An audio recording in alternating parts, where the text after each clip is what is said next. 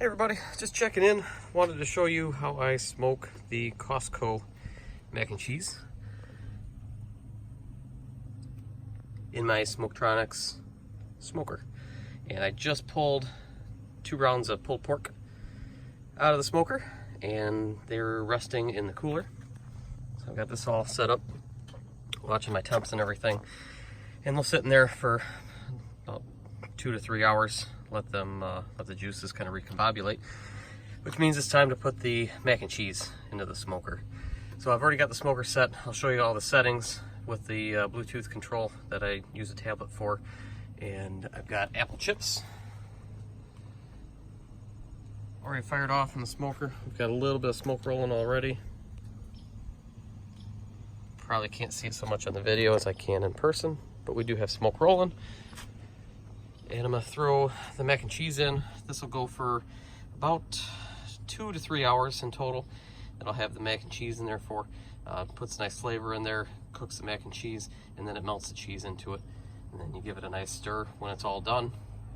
And it tastes great. It gives it just a little bit of a smoky flavor while it also cooks it. The standard instructions for an oven on this is about 60 minutes in an oven at, I think it was 275, 300, 400, something like that. If I can read here, standard oven, you run it at 400 for 40 to 60 minutes. And again, in the smoker, I'll have it in there at 250, and I'll have it in there for 2 to 3 hours. So it'll still cook all the way through, and it'll give it the nice smoky flavor. So Captain Obvious portion here, obviously take the plastic lid off. You don't want that to go in the smoker because it will melt. I can do it one-handed here.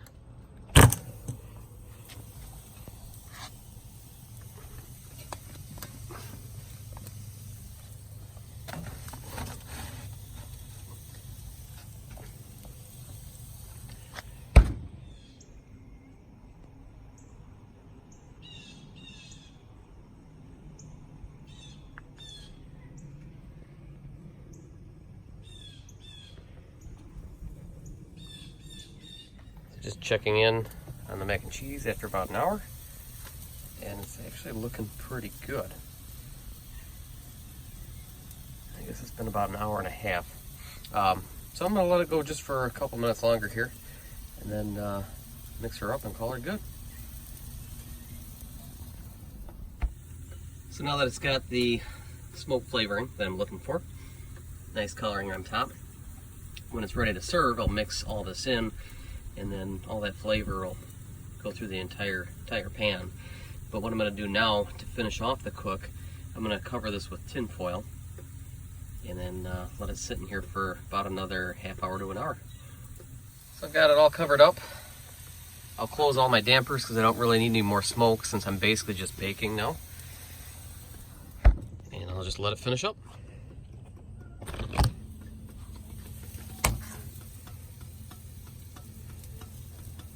And we're done.